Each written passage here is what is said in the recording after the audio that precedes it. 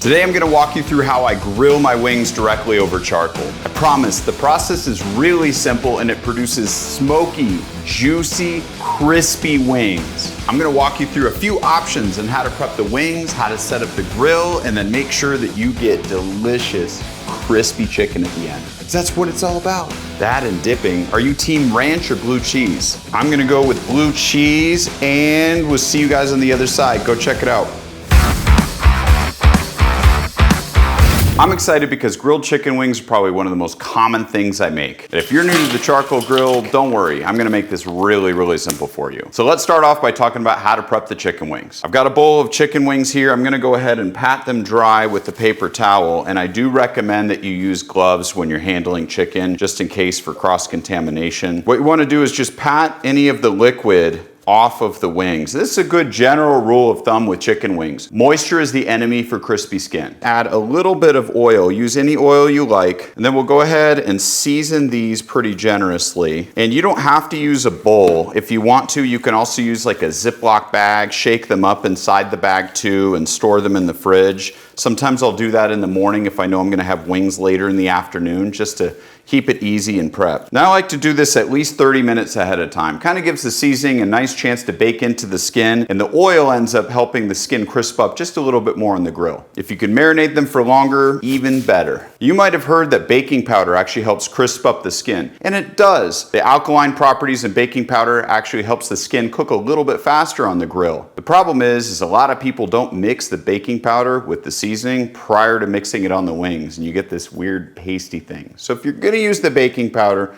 sprinkle a little bit in a bowl with your choice of seasoning before you add it to the wings. Personal experience, I don't think you need it. Does it work? Yes, but I don't notice enough difference for me to go through the extra steps. Plus, I just don't like the idea of baking powder on my wings, but. All right, so this is the first method, which is kind of, I want wings now and I don't know what to do. Oil them up, season. And then the second method, which is my preferred method, is called dry brining. So what happens here with the baking sheet, especially with the wire rack lifting them up, is that the airflow in the fridge is able to circulate all around the surface. It dries it out further, and then dry brining, meaning that you apply the seasoning to the meat, giving it time to penetrate a little bit more into the meat, deeply season it just a little bit more, ends up giving you a better crispy crust on the outside. If you want to use this method, season the wings, pop them in the fridge. They're good to go by the time you're done with work. Now the good news is whether you're prepared ahead of time for extra crispy skin, or you're just, I want wings right now and I don't know what to do, both methods are gonna work great over charcoal grill. So these wings are cold right out of the fridge, so I'm gonna let them hang out a little bit. Let's go light up the grill.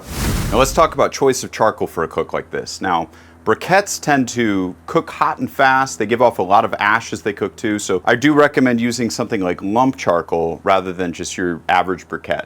Now, a piece of lump charcoal like this, you can see it's a piece of wood. It's gonna have great flavor, and it actually burns slower so that you're not gonna just run out of fuel like you would with briquettes.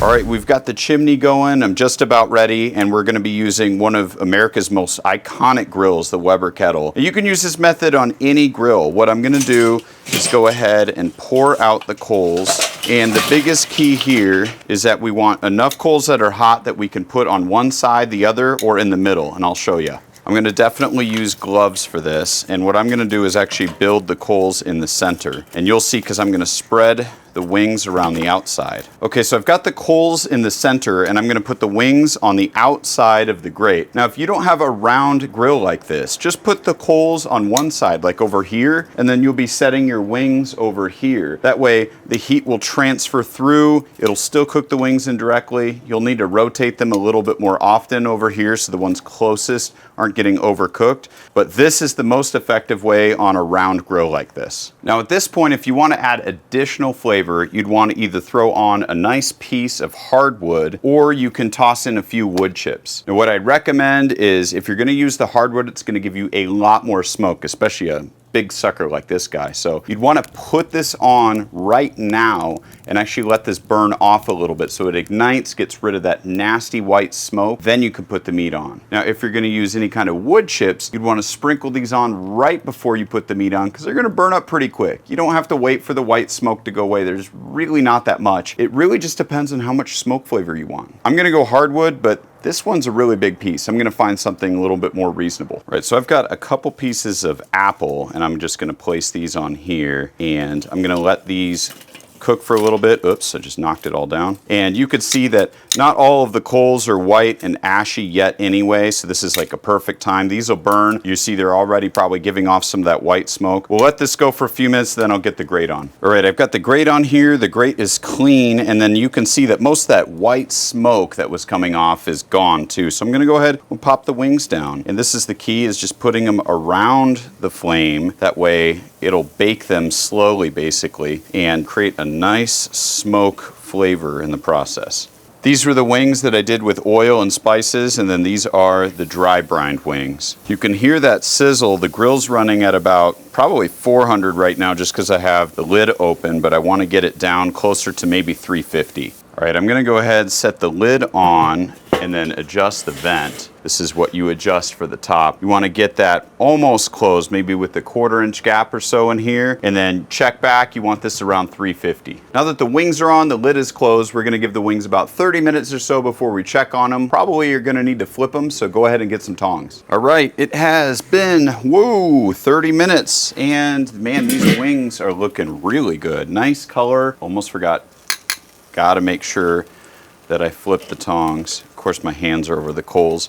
Anyway, gonna flip these. That way we get a little bit more heat on the bottom side, but these are probably getting close. Let's bring you in here so you can see what the heck is going on. And man, these look really, really good. Look at the awesome color on these guys. You could tell that they picked up some great smoke. They're starting to look nice and crispy too. All right, so I took a few off the grill so we can temp them accurately. I'm hoping that they're maybe around 160 or so, maybe 165. That one's about 155. That one's about 160. Okay, so these are pretty good. I'm gonna put these back on and we'll grill them directly now. All right, so overall, color of the wings are great. They're almost done. So what we're gonna go ahead and do is actually throw them right over the coals. What I like to do is take wings to maybe 180, sometimes even up to 190 if they're real thick and meaty, because they end up just coming apart really nice, almost as like if it's fried chicken. And you can hear that sear. This is why it's great to have the coals in the middle. That way you can just throw them on here. We'll cook them up for a little bit longer. All right, let's go ahead, flip these guys over, get them nice and crispy on both sides. Look at that, that is amazing. Oop. All right, these are looking good. I'm gonna go ahead and pull these off, and then we'll talk about just finishing steps here.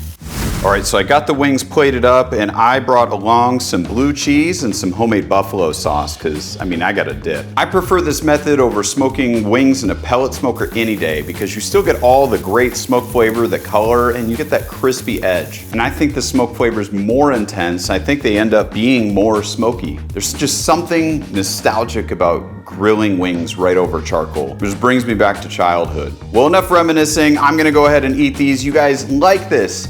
Please subscribe, leave a comment below, and we'll see you next time. Cheers.